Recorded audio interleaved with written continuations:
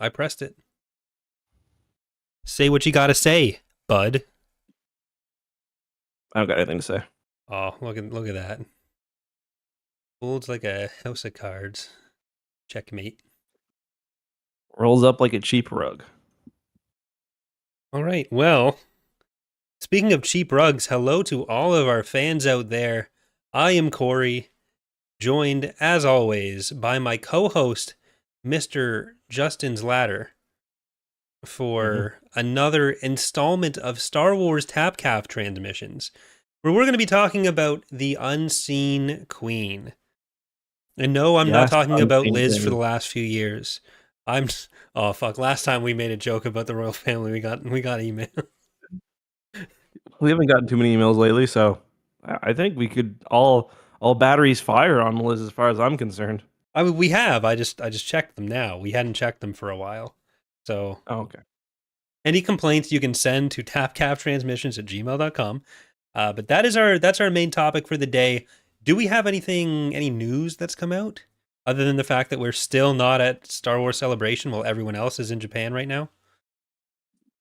Yeah, not really. We got a few new stills from Andor a couple hours ago, but it's all mostly stuff from the trailer. Um, just not much, really. No, it's been pretty. Oh, we did get a new. Maybe we should do another reread of the Episode 3 novel when that comes out. That'd be Right. fun. Yeah. So there was a deluxe edition announced for Matt Stover's Revenge of the Sith novelization, which we both had, I think, as S tier when we did it Yep. on the podcast, with some annotations from him, and that's really exciting. So definitely looking forward to that coming out. I hope they send it to us. I don't think I've gotten. I don't know. We're not on the. I think the Andor screeners went out, and we're not on that list. So Yeah. Oh well. I do get publicity emails from Disney about like other stuff, but I don't even get those anymore. So whatever you did to get taken off that list took me down with you. don't want to talk about it. They seem to have just like rebuilt it and found people who followed the. Okay, so yeah. Um, so I did. I was admittedly frustrated by the Andor stuff. So I emailed everybody who'd ever emailed me from a Disney Plus account or from a Disney publicity account on one like big BCC thread. I was just like, hey, I seem to have lost access to my screeners, and I did get one guy. He was like, Justin, I feel like we've been here before. Please fill out this survey. And I was like, I'd never spoken to the guy my entire life, and the survey was just like basic, like what's your outlet and stuff. So I've got no hope, but Well, it seemed it like worked. it was what right before that trip that people took for Acolyte. Yeah. Well, I remember we didn't get one of the Bad Batch. Yeah, it was. We didn't get anything Bad Batch for season Bad Batch 3? season 2, I think. Season 2. Okay. Yeah, because Tech was still alive, and we were in LA. Yeah, so it can't be. It can't have been you disliking Acolyte because it was before that.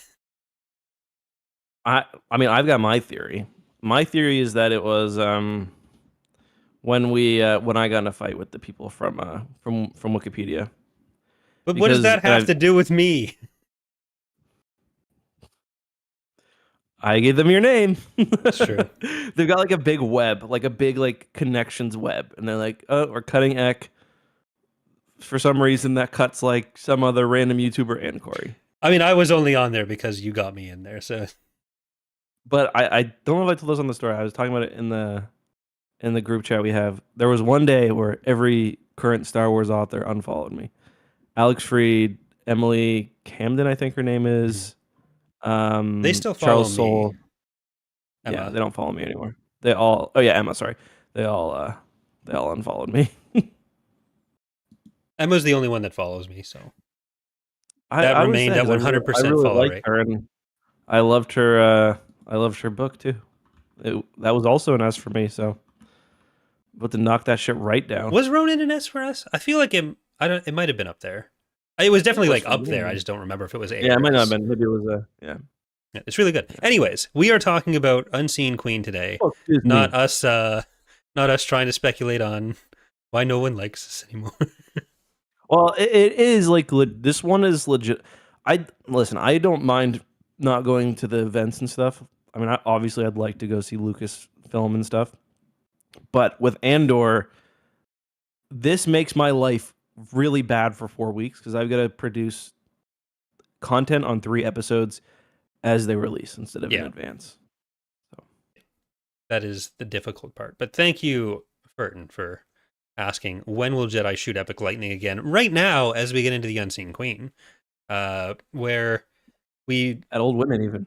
it's more of a, I don't know if bottle episode is the right word for it, but it's more Totally a of a bottle like a episode. short story, like very We're contained in the exactly plot where we are lines. almost. Yeah, so the bugs are moving out. They're on their new colony in the system that Han and Leia got them in the Joiner King. And they're kind of upset at the Jedi. This is set a year later. Because there is this thing called the Fizz on Wotiba that is just eating all of their shit. And it's like the Silgal finds out it's like a micro machine biodefense system on the planet from like a Never past talk about it civilization. again. Well, that's why the Jedi aren't trusted by the bugs, because they think the bugs or the Killiks think that the Jedi set them up. They're trying to expand back into Chiss frontiers. There's Chiss forces that are about to attack the Killiks again. Jason gets a vision. Genocide Jace, as we're about to call him, gets a vision of this everlasting war between the Chiss and the Killiks.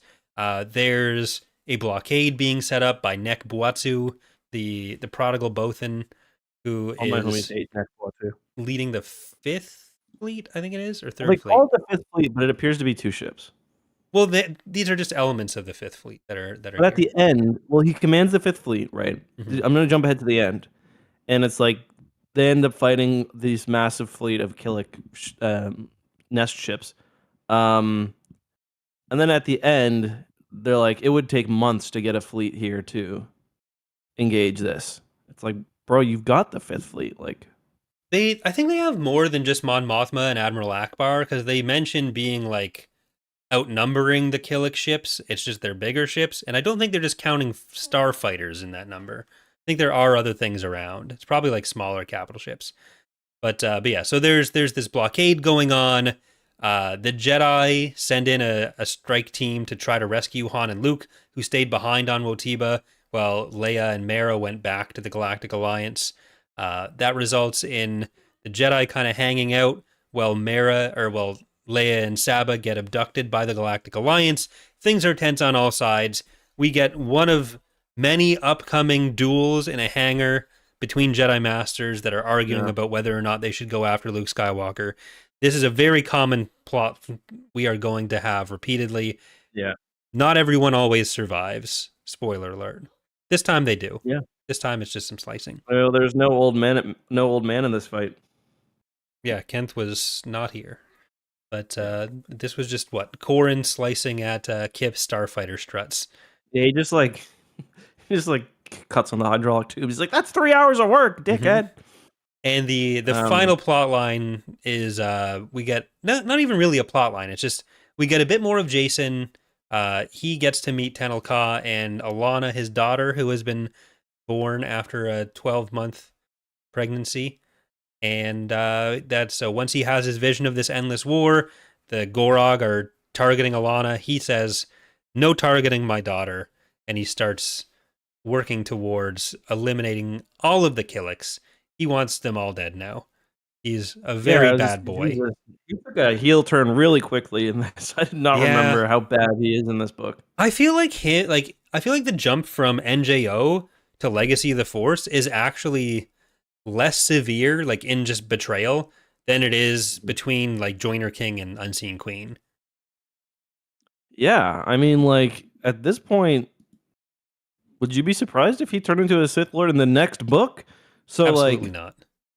Yeah, so he gets what was I saying? Yeah, so like Corey said, he wants to protect his daughter Alana, and he visits his hookup, and she's had a baby, and he's like that baby don't look like me, and they're like, no, that baby does look like you, and he's like, they didn't teach us much at Luke's Jedi Praxium, but Chewie came in for sex ed and explained that one day. The timeline doesn't work out, and she's like, no, I just did that. Okay, cool. And then yeah, so he does. Once he's there, there's an attack by the Gorog, the Dark Nest, on his child, and obviously it's the queen. It's the queen grandmother, not the queen mother, but the queen mother's grandmother. She's awful. She's been awful since the courtship of Princess Leia. If you've not read this book, how do you think Jason deals with this? Does he threaten her? Not very Jedi-like. Does he use the Force to make her forget that Alana exists? Not very Jedi-like. Does he report her to the Hapan authorities? Maybe. Does he fry her brain until she convulses and has essentially a stroke with Force lightning? It was the last one. Yeah, it's that one. It's that one.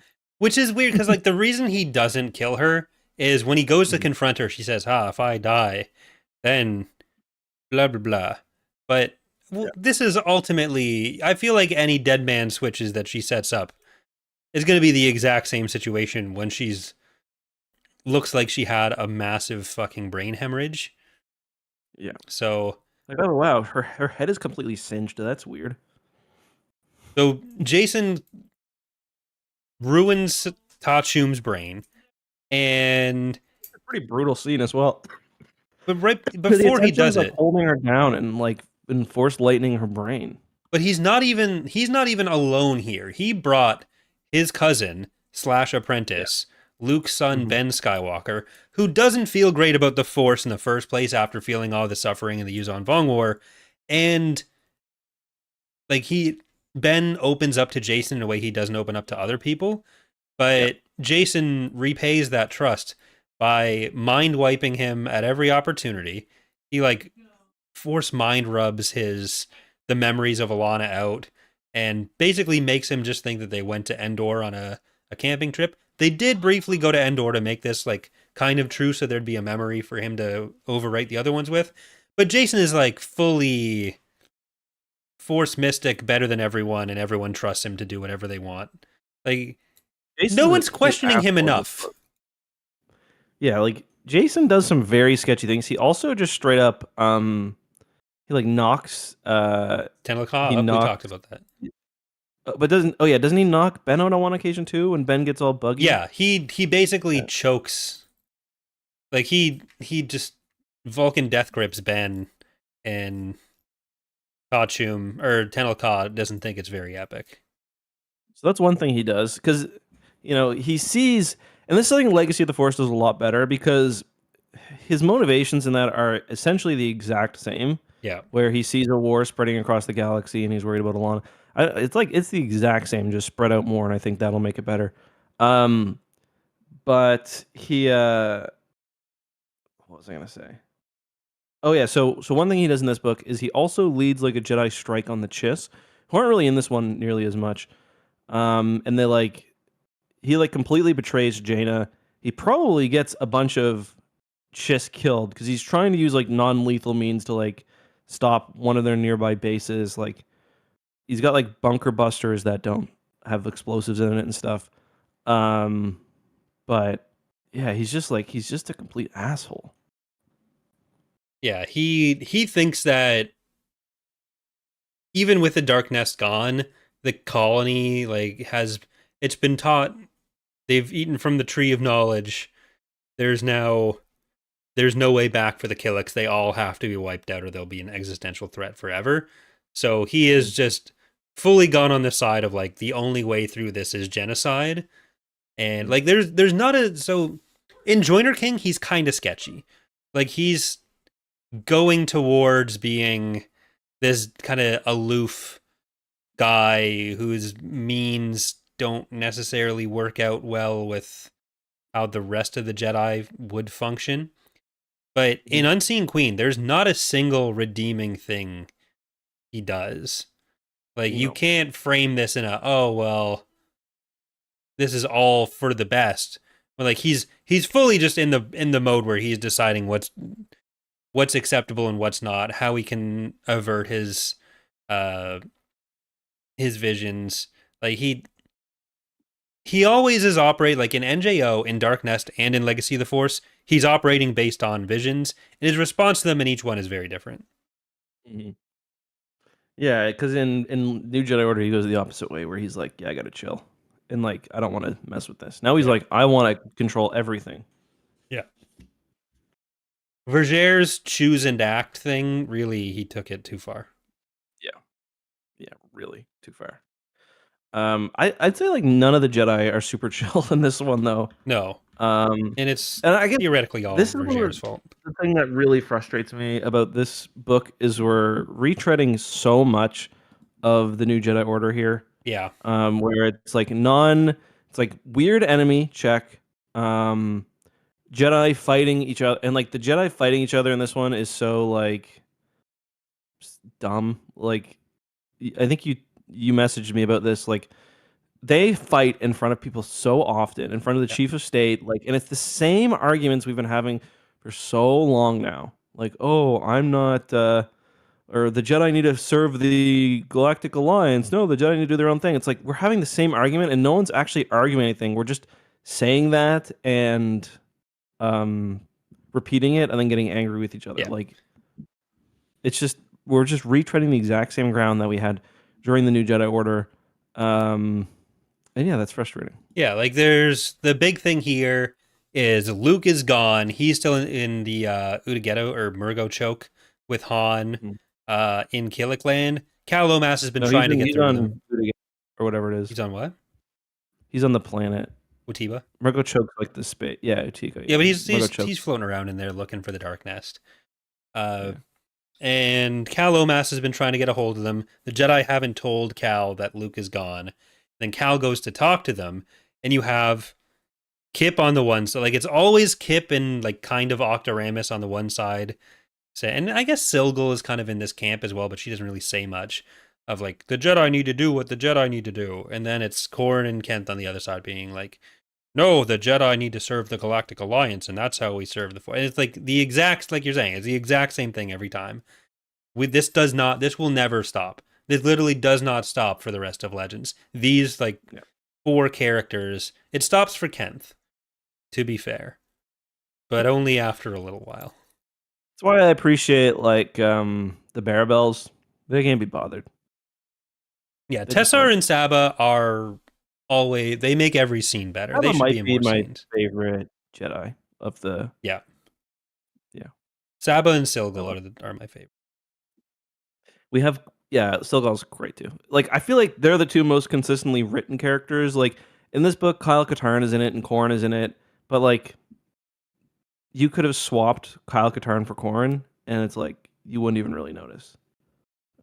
Yeah, well, Kyle was here. So we actually do find out that the advisory council that was like the old Jedi Council is still functioning.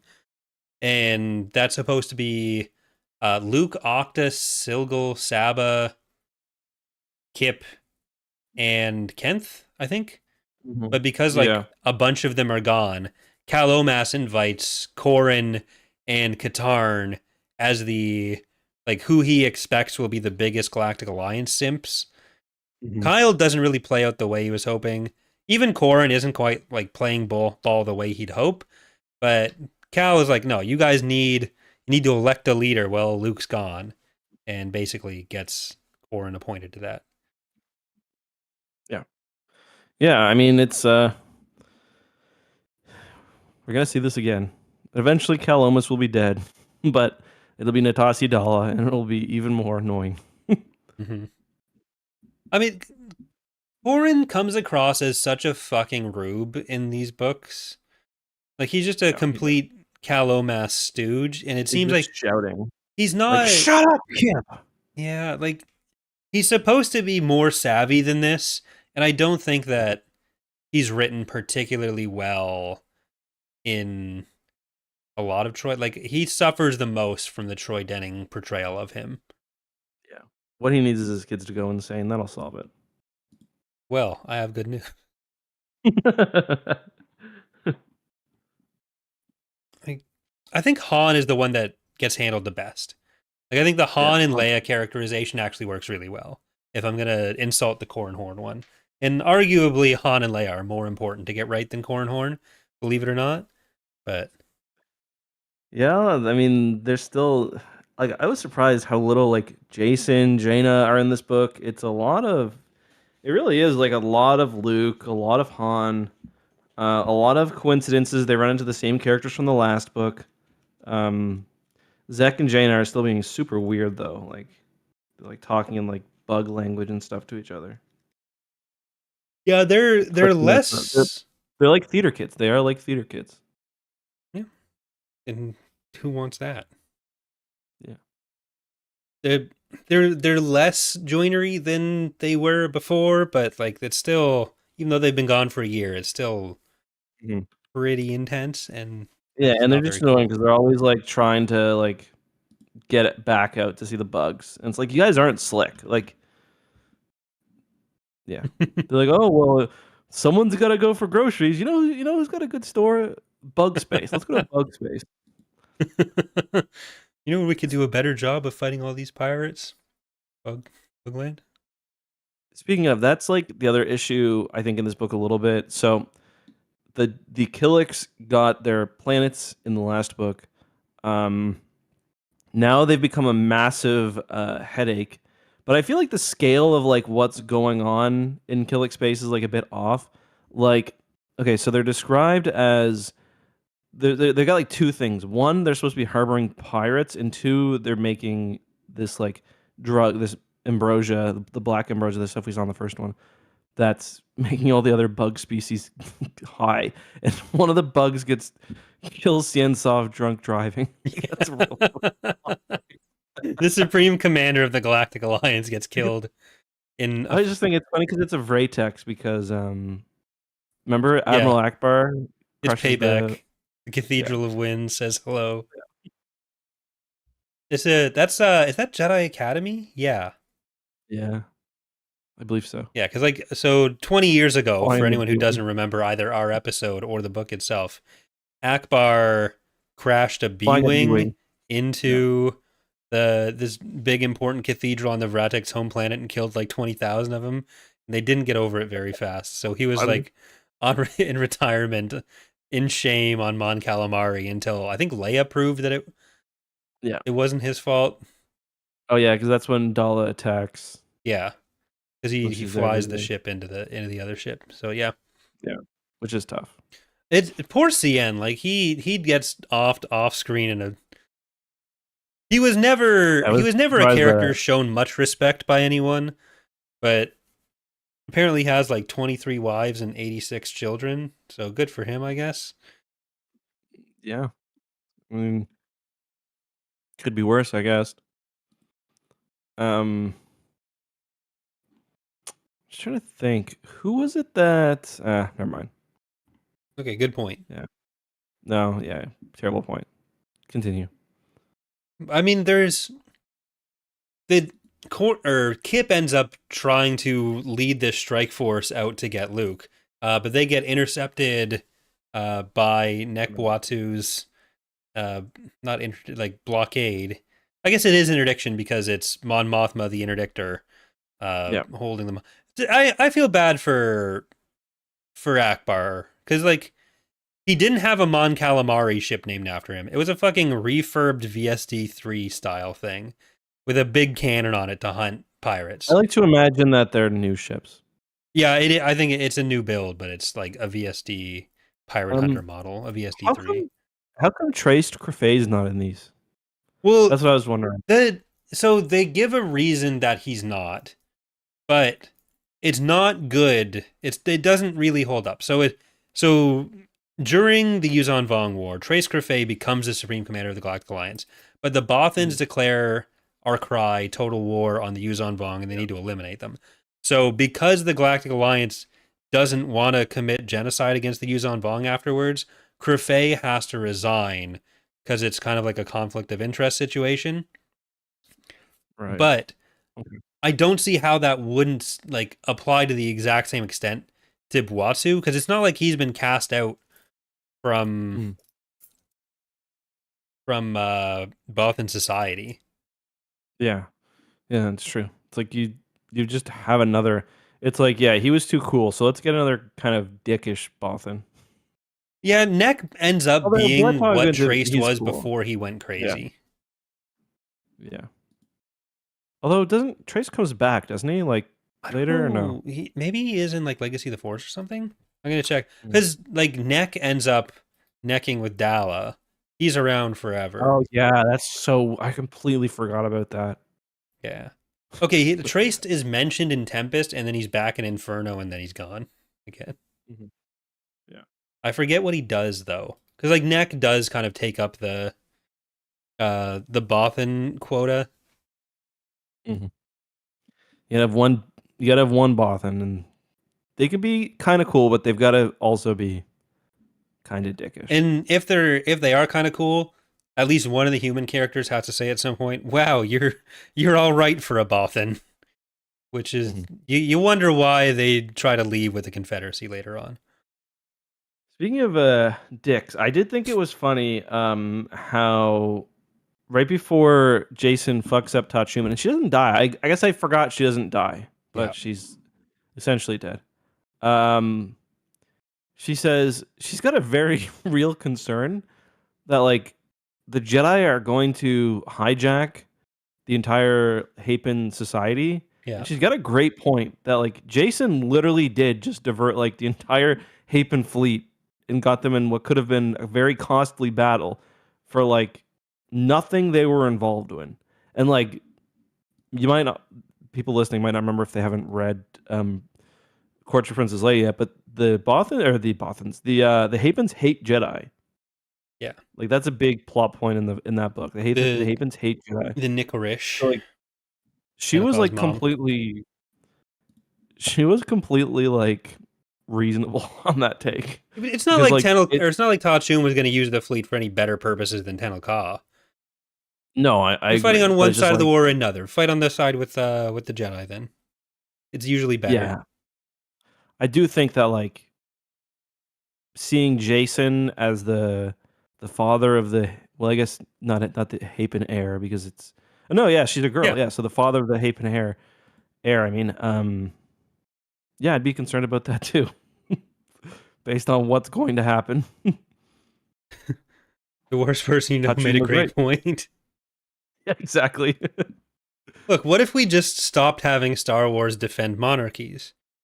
What if we Yeah. didn't end up with like three monarchies for all of the Skywalker grandkids that survive? Yeah, that's true. I do think like the Hapens get a case of like what we're seeing with Corn Horn and Kyle, where they're losing a lot of like their character and just becoming like faction we can pull from if we need Yeah. a third party here.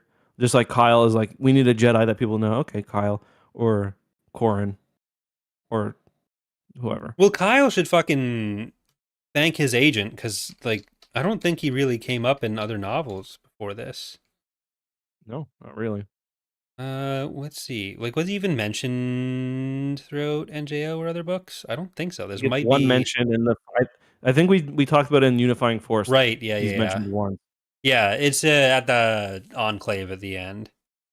He was mentioned in Remnant as well. Yeah.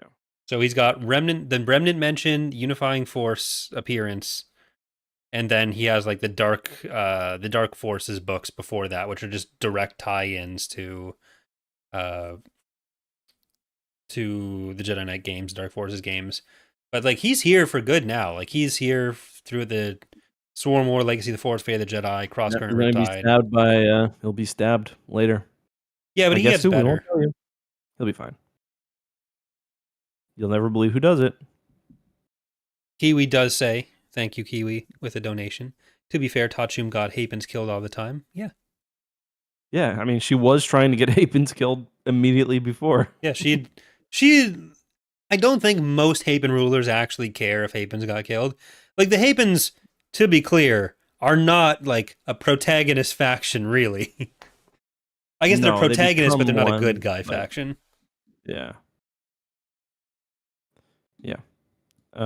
They're pretty awful, and like the the like courtship is like them becoming less awful, but yeah, they're never great. Yeah, the Hapen politics are always bad. Yeah. They're like they would be called extremely woke if courtship came out today because they're Women. women-led society. The men are. I was like reading through courtship for a video, and like Tatsum has some funny quotes, just like calling men idiots, basically. Like Yeah, I just thank God she would that be extremely woke thank today. God none of the TFM actually read Legends books, because then all the thumbnails would just be talking about that all the time.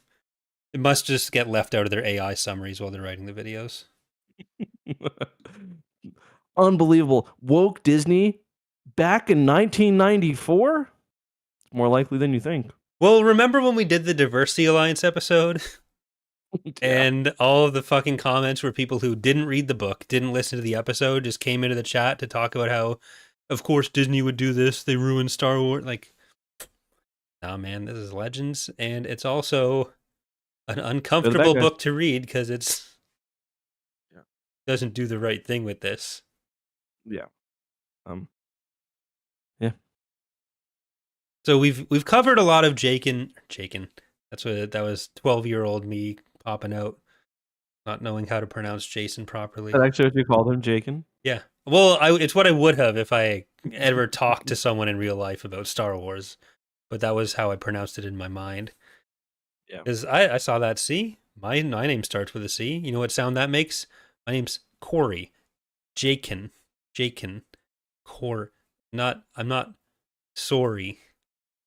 I am. I do say sorry, but Yeah, I'm sure I probably just asked my mom. no.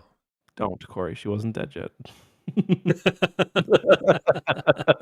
I read Young Jedi Knights for the first time at 27. Actually, Mom, how do I spell this? shut up. You're 27. Stop reading Star Wars. Be an adult. Be. Oh man. So yeah, we've covered most of Jason's Hapen adventures here. Alana will become more important in the future as well. Yeah. Luke, Presumably he's much more. She would have been much more important if they had kept the series going. I want to get back to Nekboa too, Yeah. because he gets presented as this like hot shot, who uh He's done who's like, nothing. Just yeah, he doesn't have like much of a command career behind him, but he's almost presented as if he's like coming out of the picture I had of him in my mind was, or the memories I'd constructed of him was that he was like new to the field entirely, and like he was a younger Bothan, but I think he's fairly old. Like he's got a bunch of it's wives and weird kids though because already. they He's said got he's his never. nephew that's Yeah, but he's never commanded a single battle. So you'd think if he was that old, he would have been around and commanded something during the Yuuzhan Vong War. well, is that he was But just not that. promoted to uh he was just promoted to rear admiral at the end of the Yuzon Vong War. And then I Yeah, guess it was like peacetime, so he never actually commanded before, but he was in the military as like a captain, I guess. stolen valor. I don't think that's what it's called when you're in a peacetime military. I But his big claim to think it is if fame, you're a Bothan. his big claim to fame is that he could beat the Thrawn simulator.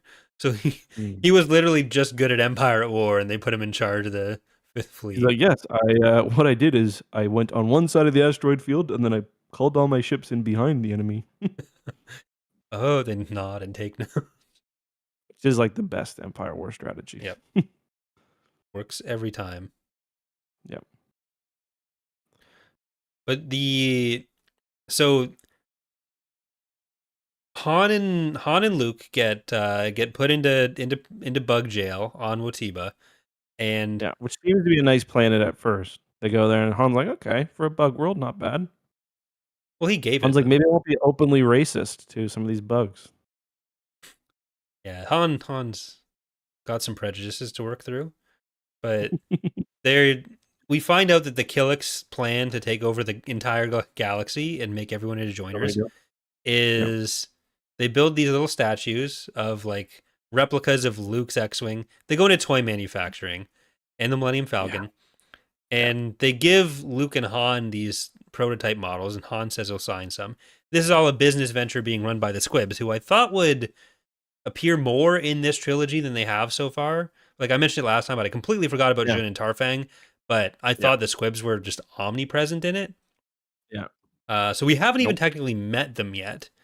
In Nope. like they were in Killick Twilight, but they're not here yet. Mhm. And they find out that if you break these open, there's a bunch of bugs in them that'll kill you. But the idea is supposed to be that they're slowly turning everyone into joiners around them. And they've given a bust of Nek Boatu to his ship, and he just fucking keeps it around. Not just one. There's busts of him everywhere. Yes, he's very busty. Yeah. Yeah. So many innuendo in this Um, book. yeah, I mean it's a little silly. Like I guess the whole everything around the neck is a little frustrating. Like so he intercepts okay, so Han and Luke stay on Watiba. Also the nanoparticle things like I feel like that should come up. There's like evidence of an extremely advanced alien race, Yeah. far more advanced than the Galactic Alliance, and I'm pretty sure it never comes up ever again. Um, I actually remember a few years ago I was reading this book, and I asked you if like I was like, do you know what the fizz comes up again? You were like, I have no idea what the fizz is, but yeah, how it comes up in one book and it's just gone. It's like this extremely advanced nanoparticle that like terraforms planets, and that includes if there's bugs on a planet, it makes it so there's no bugs anymore. And it's got nothing to do with the rest of the plot. Seemingly, it's just a weird little hitch to the universe. Well, Um, it drives the plot. yeah, it drives the plot. Yeah, That's why the Killicks are upset. They're yeah. homogeny forests. So they think It's that it's mahogany, the just by the so everyone's aware. It's mahogany, and then it got turned into homogany. That's now a thing. Go ahead. yeah. So they think it's the New Republic. Han and Luke aren't allowed to leave. Leia and everyone else goes back to I think they go back to Ossus. I don't think we've been on Coruscant yet. They go back to Ossus, and oh yeah, we have been on Coruscant a couple times because that's where they do have a Jedi temple there. But they Yeah, go that's back where to the council Ossus, is. and then they're on their way back. Leia and Saba are on their way back, and that's when they get intercepted by the Fifth Fleet, or it's really just two ships in the Fifth Fleet, and they have this. It's just really dumb. Like they're held. We do see Gavin from X-wing Yeah. days, and he ends up being in Legacy of the Force and Fate of the Jedi quite a bit because Yep. he kind of becomes like a new Wedge character. But yeah, he's in command of one of the ships, and Mon Leia's trying to Mothma. run the blockade. Yeah, the Mon Mothma. Leia's trying to run the blockade, which I did enjoy, but she gets caught by some E-wings and some X-wings, and then they keep playing this game where it's like they're just like sparring with each other when they're kind of in jail. They're like kind of in jail, kind of not. Like there's also a bunch of stealth X's out there, and Next like, oh, I just want to know where the stealth X's are. It's all cool, we're chill. But Come in on, reality, he's like, show them to me, Leia. I want to see. give me to me, please. In reality, he's not that chill about it. No. Unfortunately for him, it does end with his ship getting taken over by bugs. So Raynar Thal comes in, and he now has a flagship. Raynar's a fucking like he's a dick too, where he spends the prior book denying the Darkness is a thing, and now he's just like, yeah, we're hanging out with them on Thursday. You want to come? I am in the dark nest, actually. Yeah. Yeah, it is kind of weird how like they go from the dark nest being sort of this like unconscious force that's like kind of guiding the actions of the Killick hives in kind of an interesting way to bugs bad in this one. Yeah. Bugs are bad.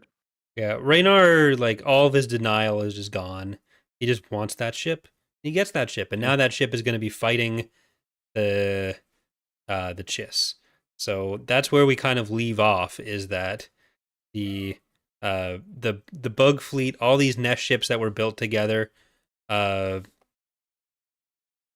guys, can you fucking cut that out, please, in chat? All the ships that are built up in secret around these worlds. There's one for each of the nests that were hanging out there, and they're like all 7 or 8 kilometers long, but they don't have Yeah. shields. So you're just like blasting rock out of it.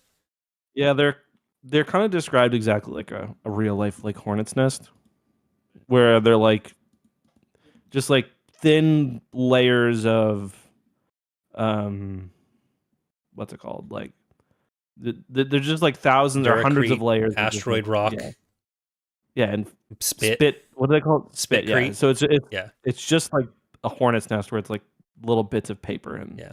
yeah. And people have to live in that. I wonder if they make like if you're a joiner, you can't use your spit to like make the spitcrete. But I wonder if like if they get him to just chip in anyways. Yeah. I mean, maybe you can use the spit. Maybe it is just like Okay. paper mache. Well, the bug spit, yeah, but like, would my spit help make a ship? Hmm. I've never tried. Maybe. The next time I see some kids making paper mache, I'm just going to spit on it and tell them they're welcome. Say you could certainly incentivize some bugs, but that's disgusting. Gross. Gross bugs. Gross bugs. What that proboscis do? I don't know how much more like plot-wise there is to go through here. We got a pretty Not a lot. It's a straightforward really standoff. yeah. Yeah. Yeah, it's weird how much stuff is like I don't think we get the Tachyon Flyer mentioned. Oh, we do have so Lomi Plo shows up at the end, sort of. Yeah. Where she's like extremely powerful. So like I think that's why she had to be retconned to be a Sith rather than a Dark Jedi, because she is like a lot. There's some weird bug stuff going on too. Like she's definitely her powers are being magnified by all the bugs. Yeah, in like the thing with area. her and Raynar are just like they're drawing on so much life potential to do stuff. Yeah. So like when Luke attacks the big bug ship, she basically is like she's giving him like an upset tummy. It's like basically how I read it. Like he's got like anxiety. Like it reminded me of like having an anxiety attack is what he's going through. But also he can't see her. So that's not great. Yeah, so I do think Lomi's an interesting antagonist. Like the whole doubt makes her invisible. Like playing on people's doubt to make her invisible is an interesting thing. And like Alema is kind of backing that up for Luke, where Alema has been taunting Luke with these recordings of his mom. So we get I forget what scene it was from episode 3. We get is it the one with Kenobi was last time. One of the Order 66 scenes. Yeah, he sees Anakin cutting some kids up. And what's his name? I thought it was supposed to be the Saber Master, but I'm not sure. I think it is supposed to be Sindralig. Sindralig, yeah. And then we see what's the other one? There is the scene with Padme directly. I think it is the Padme and Obi-Wan one, isn't it?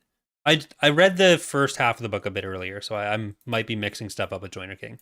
But either way, they've seen some recordings, and what Alema and Lomi are trying to do is basically make Luke think that Mara had something to do with Luke and Leia, with Padme disappearing, and with information that R2 doesn't want to, like, keeping R2 for, like, killing the droid brain designer, which is part of what's keeping Luke away from getting this information about his mom. Yeah. I forgot about that plot point. So we do have this.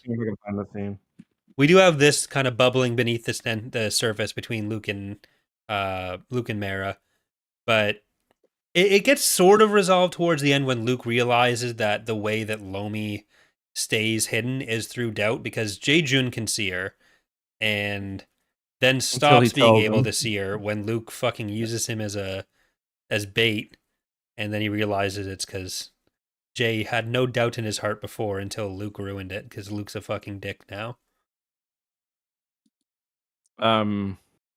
Yeah.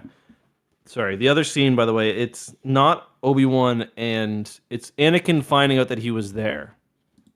Oh, right, yeah, yeah. Yeah. Does Luke get to see shirtless Anakin at any point? I hope so. He's like, damn, my dad was jacked. At least they My do mom's so confirm scrawny. that, like, Luke and Leia had suspected that Padme was their mom, that it wasn't just, like, lost history that Padme existed. They just weren't sure about the specific identity. Because that makes more sense than just, like, every part of the galaxy's information from before the Empire being gone. Yeah, I mean, there's supposed to still be plenty of Jedi still around. So. Mm-hmm. One annoying part of this for me, though, is that Jason's surprised that the Killiks have hyperspace capable vessels now, where Yeah, like as if before they weren't doing that, they were just hiring stuff, and that makes it a bit hard. Like, we're just gonna ignore that for Empire War Expanded. But either way, yeah. I mean, the bugs can fly. I'll be curious to see how EAWX does the Killick Hive ships. That'll be interesting. we're all just gonna spit on Blender and then mail it to each other until something comes out of it. Sounds good to me. Inertial did an art test for them a while back, but they haven't done more since then. So I don't know if it's gonna be what we're going with. But what's the next thing you're working on? The next big thing you're working on for? We're doing Empire of the Hand stuff right now. More Empire of the Hand stuff? Well, their entire ground roster is being redone, and a lot of space stuff's being expanded. Because half the ground roster's got the old MS Paint pictures, doesn't it? Well, they're from 2006, and it's like it's the a blue man with the small rifle. roster. Well, not that part. The vehicles they're getting new infantry as well, but either way. So what's after that? Probably Corellians or Chiss. Ooh, that'd be fun. I hope you do the Corellians. I'd like to see some of those. Some new takes. Didn't you? Do you guys have a Corellian, like a big Corellian ship in? I can't remember. Yeah, we have the Strident in. I don't know if it's actually in any of the. I think it might be in like starting forces somewhere, but yeah, we have the Strident, and we have a model for the Eggnot. I don't remember if we've shown it yet, but I've a bunch of stuff for them. I've been enjoying the. I'm doing a New Republic campaign. I like how many missions there are now. Because last time I played, there weren't many missions. Now it's like I can get the a generic ones, Star Destroyer or whatever every few weeks. Have you ever played the like story campaigns in Fall of the Republic? I don't think so. Yeah, I did one of them. I can't remember which one. Probably Hunt for Malevolence, because that was the first one that was there. That'll probably be what I do once I finish my New Republic campaign. There's a bunch of those, and then like there's the Mandalorian side of the Mandalorian Wars as well, and Revan's Revenge. So there's a lot of story content now that Leo's done. I was doing I'm doing a New Republic. I forget how many episodes in I am, but I just put it to Cruel AI, Cruel Hard as well a few episodes ago. So I'm starting to get it now. Yep. Don't be afraid to turn it off if you need to. Fondor. No, I'm doing fine so far. Right. Well, anything else from Unseen Queen? We talked about Lomi. We talked about Padme. We got. So if you actually direct your attention towards the TapCaf transmissions tier list thing, I added in a page of remaining novels. I haven't gone through all the canon novels to add them yet, but I did some of the Legends comics, some of the YA, but all of the Legends novels. And so now we have a more intact list of stuff we've done. There were a few things where I wasn't 100% sure if we actually did them. So we're slowly getting towards the end. We've got like the bottom half almost all done, the top half, the earlier stuff that we haven't really touched. We're doing good. Yeah. I guess most likely Revenge of the Sith will be our first repeat second run through, yeah. Well, so let's tell the nice folks at home what we're doing. Next week, we are actually going to be finishing the Dark Nest Crisis. We're doing 2 book episodes in a row. We're doing the Swarm War, hopefully with Ilkin as a guest, but we'll see if this accelerated timeline actually works for him. Because the week after that, we're going to be into Andor for a month. That'll be like coming out the 22nd, 29th. 4 weeks. 4 weeks of Andor. Yeah. So, but over the summer, including with, I think probably starting with that first Andor episode, we are going to be moving to a new schedule or a different scheduled time. We'll be doing Wednesday nights. Probably the biggest change in TapCaf history. I think going to weekly episodes was a pretty big change. Yeah, I suppose. Yeah, I'm guessing it's for your trivia, is it? Yeah, we're moving from Tuesdays to Thursdays because the rest of my team has stuff on Tuesdays, and So are you not gonna be able to do X2 streams, or will you I'll be done getting earlier? home at like 8:39 Oh, or okay. So 8:45 to 9:15, somewhere in that's there. perfect. So I might be a little late to the X2 streams, but I'll be getting home and I'll be all. Did you get Schedule 1? I did get Schedule 1. Fuck, it's so addicting. We will be heading over. I lost a weekend to it. Fuck. Sorry. Productive. 12 hours played. Did you buy it on Friday?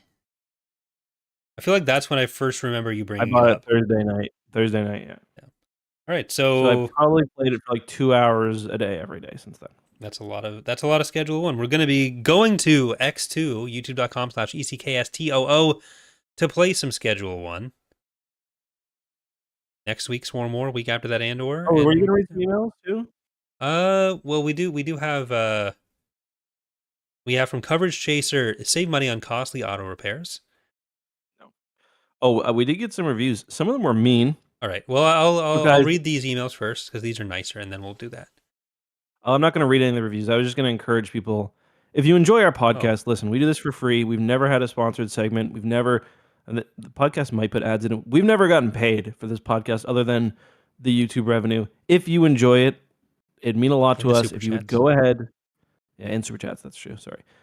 Go ahead and we haven't made back what we pay for hosting. That's true. But go ahead and leave us a positive review. It takes 2 seconds. It really helps us out. Yeah. If we wanted positive reviews, we should do a better podcast. Yeah. Anyways, first email is from Joel saying, if you guys are looking for comic suggestions, I recommend the following: the X-Wing Rogue Squadron comic from the 1990s, Republic comics from the early 2000s, and Star Wars Dark Times. Okay, thanks. Dark Times, I think, is one of the Kukruk ones when he's got all the little Padawan guys around.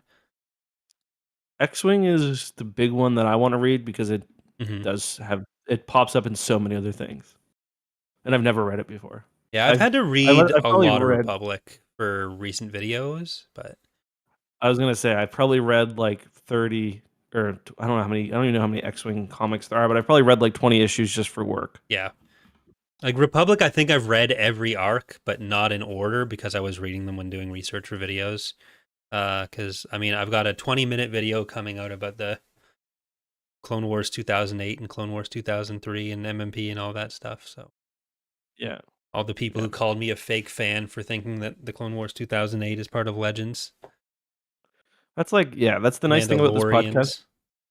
I essentially just do this podcast so there's like actual proof that I've read what I talk about. Well, thank you, Campiv, for Wikipedia. Oh, do I? No. Thank you, Campiv, for sponsoring the podcast episode. Can't be bothered to leave a review. I'll do this though. Thank you. And we have a second email that came in this week. Oh, $20. Wow, thank you. From Mike, who says, Dark Readings, Corey and Trevor. Do an episode about Star Wars board games and old card games. I remember that one early 2000s TCG from Wizards of the Coast was fun. Had plenty of affordable packs and regular boosters. Discuss. Also, there was a super simple Escape from the Death Star board game in the 90s that we loved playing. Y'all ever play that one? I don't think I've ever heard of that. He also said Go Devils, but that's more of a you thing. Well, I really would like to do our first video game episode. I know you've played Dark Forces somewhat recently. I have too. I would like to play Dark Forces 2 because it's been a long time since I played that one. So I think we should do that for an episode.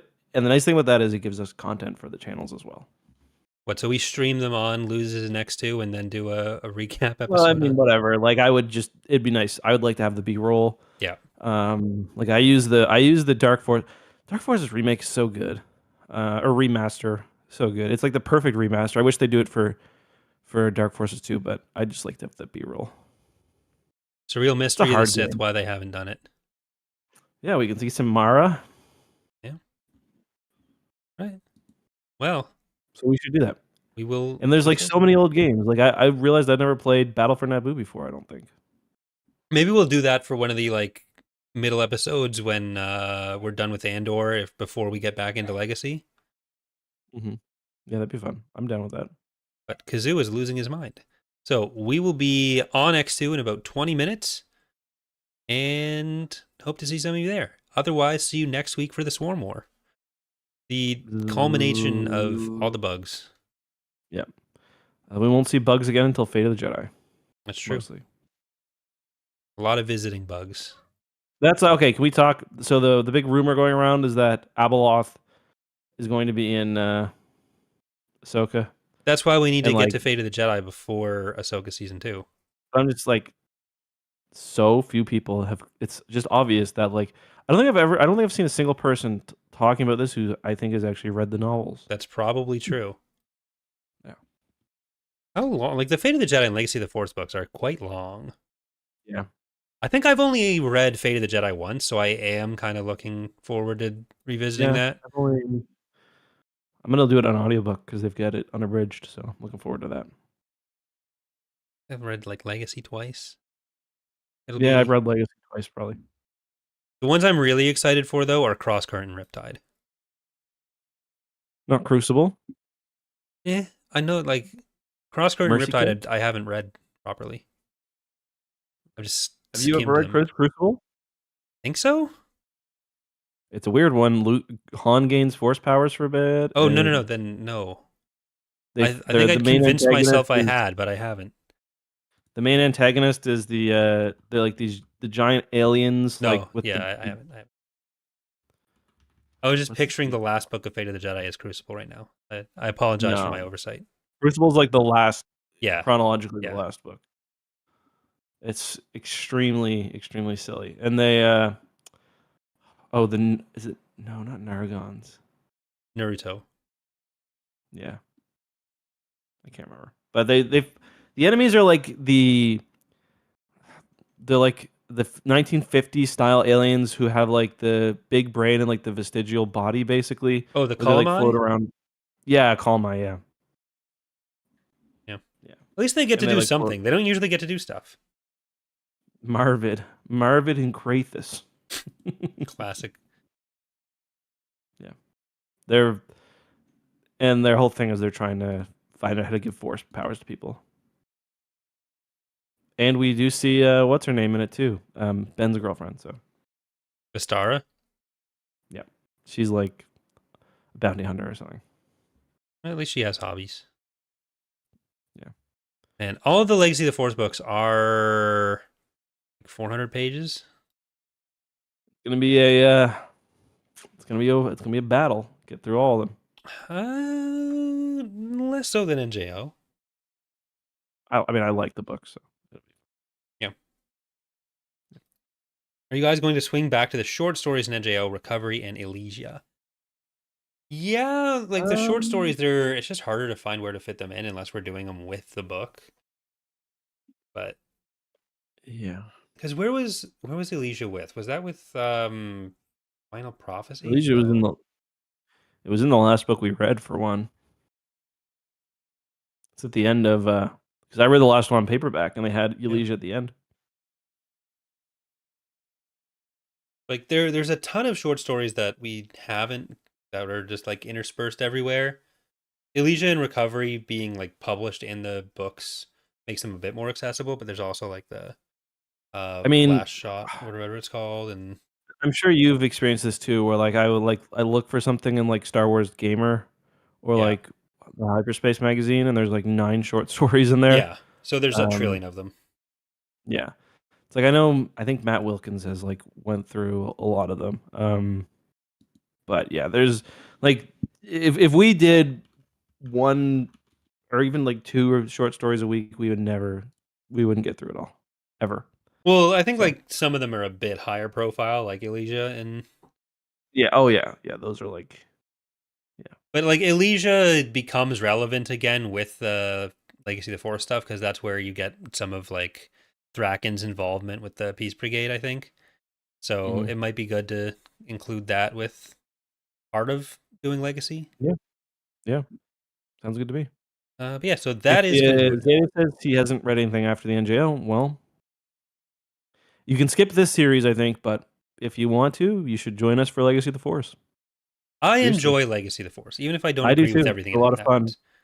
It's kinda like you get kind of a bit of a universe refresh, I feel Yeah. like, with Legacy. And it's like yeah, it's completely different conflict. Um, And Aaron Alston, like, yeah, where is Mercy Kill between them or before? No, it's between Legacy and Fate. yeah, It's yeah. with Millennium Falcon. I think it's actually during Fate, isn't it? Eh, Uh, I literally just looked at the order. Okay, it's actually after Apocalypse. So it's Okay. Apocalypse, Mercy Kill, Crucible. Mhm. Is there a chance of Abeloth being canon? I think there is like They're with the there Mortis gods, and there's something calling to them. Like yeah. it's, There I feel like it's it's a gonna high be chance. yeah. Whether she'll be, like, exactly the same, probably not, but I think, like, the idea of there being a malevolent mother is, like, that's pretty much all you need. Because like, you gotta remember, um so Fate of the Jedi came out as, like, the Mortis stuff was being figured out, and it contradicts a lot from the Clone Wars. It's kind of its own story. Um, but it's so it's not and, like, Clone Wars was obviously, you know, Dave Filoni's thing, and he plays a big role in it now. So I initially thought that he probably really disliked the idea of Abeloth because it was the Celestials are kind of a different take on the ones. Like they're the same characters, but like in Legends, the Celestials are like this. Um, aside from being like these Force gods, they have this whole other story of they're the ones who enslaved the Killiks. They're the ones who built Centerpoint Station. They're the ones who do all these things. So I always assumed that he wouldn't like that because it's kind of like an over explanation of like in the Clone Wars. It's not even clear whether they actually existed or whether they're just a vision of like a force, you know, like a force quest of the main characters. So I always figured he wouldn't ever use Abeloth for that reason, but it seems pretty obvious that something like that is going to happen. I think when Corey and I saw the last episode of Ahsoka, I mean, it seems. My question is, how are they going to work it in? How did Abeloth happen before Episode 7, and maybe it'll be afterwards. Who knows? Well, they're in a Like whole maybe they're different. They're in the Perineum, so we don't know. Like So it is could be the still Star Wars building up galaxy for the the next 30 asshole or years. the? Yeah, that's true. Yeah. That's true. Okay. Yeah, It. I've started the outro multiple times, so I'm not going to say anything this yeah. time. I'm gonna shut up. I'm gonna shut up. I just don't know. Is Goodbye, everybody. okay.